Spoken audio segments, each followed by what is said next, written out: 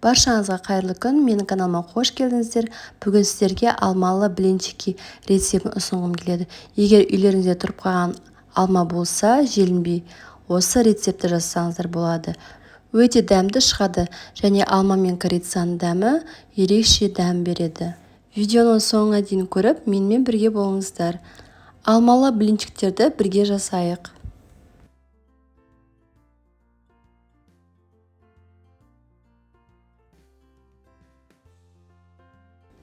Бізге қажет болады 2 жұмыртқа,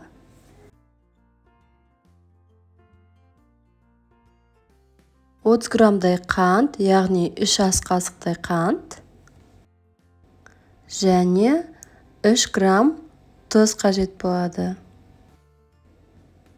Корицадан жарты шай қасық. Ванильді қанттан шым-шым саламыз.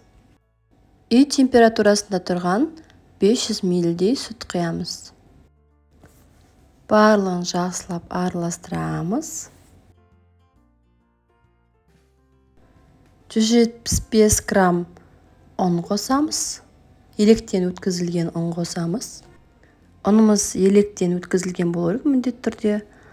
Барлық торттарға, пирогтарға сондай қажет болады.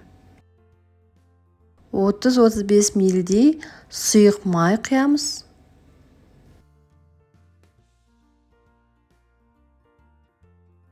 Жақсылап араластырып, бізге 2 алма қажет болады. 2 алманы үгіштен өткіземіз. Дәл видеодағыдай.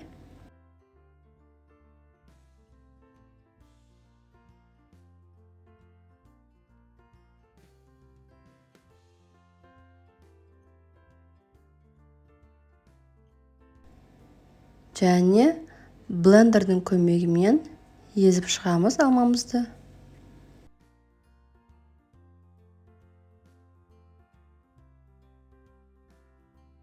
Массамыз дайын болды.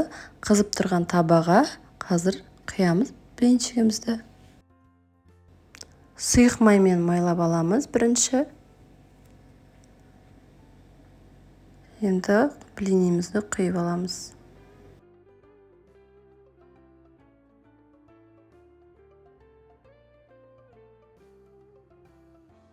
Беті пісті, енді келесі бетін аударып аламыз. Блиніміз ажурный болып шығады. Дәл осы рецептпен жасап көріңіздер.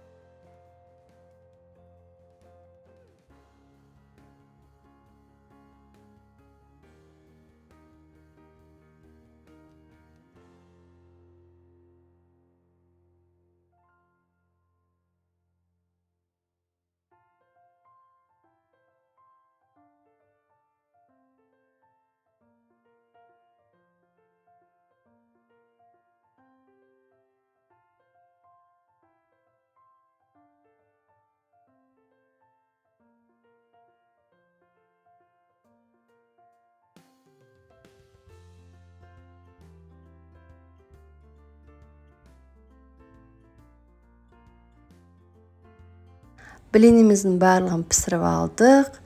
Тәтті шай болсын. Егер мен рецептім сіздерге ұнаса, менің каналымды жоғалтып алмау үшін маған тіркеліңіздер. Подписаться батырмасын баса кетіңіздер.